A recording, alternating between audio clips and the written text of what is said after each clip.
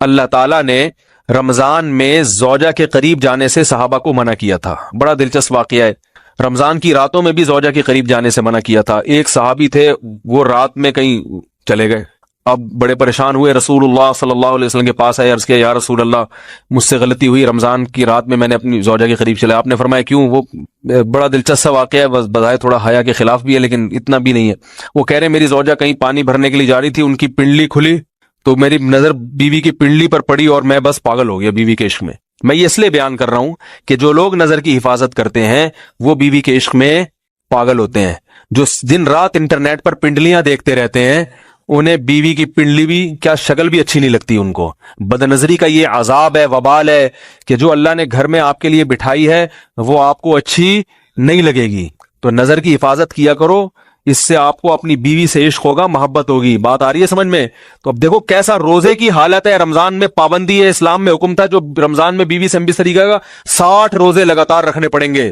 کتنا بڑا جرم، لیکن صحابی سے برداشت نہیں ہوا. صرف زوجہ کے پاؤں پہ نظر پڑی ہے تو وہ کیسے بیوی سے محبت کرتے ہوں گے اور وہ بیوی کے بغیر رہ سکتے ہوں گے.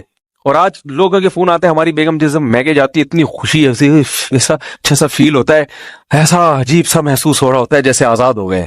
تو میں کہتا ہوں ظاہر ہے اب تمہیں موقع مل گیا کنڈی لگانے کا، ٹھیک ہے نا، اور آنکھ مٹکے کرنے کا، تو خوش تو ہوگے.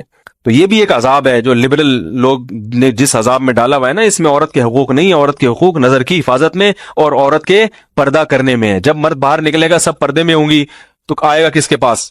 بیگم کے پاس ہی آئے گا. تو اتنے منہ کالا کرنے کے راستے کھول دیے ہیں تو ظاہر ہے پھر کامیاب ازدواجی زندگی نہیں ہوتی. تو نبی کے پاس آئے، عرض کیا یا رسول اللہ میں برداشت نہیں کر پایا. تو آپ مسکرا دیے. تو وہ نبی کے پاس گئے، یا رسول اللہ ایسے ہوا، مجھ سے غلطی ہو گئی. تو آپ نے فرمایا کیوں؟ فرمایا ایسا ہو گیا تھا. تو آپ صلی اللہ علیہ وسلم نے فرمایا 60 روزے رکھو لگاتار. انہوں نے فرمایا ایک کی طاقت نہیں ہے، اس میں یہ ہو گیا 60 کیسے رکھوں گا، نہیں ہے طاقت 60 کی. آپ نے فرمایا ٹھیک ہے پھر 60 غریبوں کو 2 ٹائم کا کھانا کھلاؤ. فرمایا اس کی بھی طاقت بولو بھائی نہیں ہے. اتنے میں ایک صحابی لائے کوئی چیز صدقہ کرنے کے لیے. تو آپ نے فرمایا چلو اصل حکم تو یہی ہے کہ 60 روزے یا پھر 60 غریبوں کا کھانا، وہ نہیں تو چلو فی الحال ان کو تنبیہ کے لیے کچھ ان سے صدقہ کروا لیتا ہوں. فرمایا چلو یہ فلاں خیرات کی ایک چیز لے کر آئے ہیں، تم یہ لے کے غریبوں میں بانٹ دو. انہوں نے فرمایا مجھ سے زیادہ غریب پورے مدینہ میں بھائی کوئی بھی نہیں. آپ صلی اللہ علیہ وسلم مسکرانے لگے، فرمایا جاؤ کھاؤ اور بچوں کو کھلاؤ. اور بھائی غلطی بھی ہوئی اور گھر میں راشن بھی آ گیا. تو اس کے بعد قرآن کی آیت نازل ہوئی کہ احل لکم لیلۃ الصیام الرفث الی نسائکم ہن لباس لکم وانتم لباس لہن علم اللہ انکم کنتم تختانون انفسکم فتاب علیکم وعفی عنکم فالآن باشروہن وابتغوا ما کتب اللہ لکم. فرمایا اللہ کو بتائے کہ تم اس حکم پر عمل نہیں کر سکتے، لہٰذا رمضان کی راتوں میں تمہیں اپنی بیوی کے پاس جانے کی اجازت ہے، لہذا ان کے پاس جایا کرو اور اس اولاد کو تلاش کرو جو اللہ نے تمہارے مقدر میں لکھ دی ہے. قرآن جہاں بھی بیوی سے ریلیشن قائم کرنے کی بات کرتا ہے اولاد کا ذکر لازمی کرتا ہے، یعنی تلاش کرو اس اولاد کو جو اللہ نے تمہارے لیے لکھ دی ہے. ما کتب اللہ لکم، ما کتب اللہ علیکم نہیں ہے.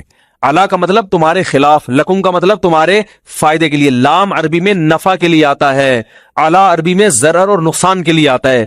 فرمایا یہ نہیں کہ اس اولاد کو تلاش کرو جو بطور پینلٹی کے اللہ نے تمہارے متھے لگا دی ہے، جو اللہ نے تمہارے فائدے کے لیے لکھ دی ہے.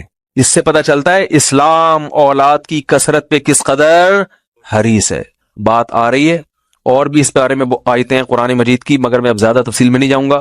کچھ آیتیں رہ گئی ہیں، کچھ احادیث رہ گئی ہیں، تو وہ انشاءاللہ پھر اگلے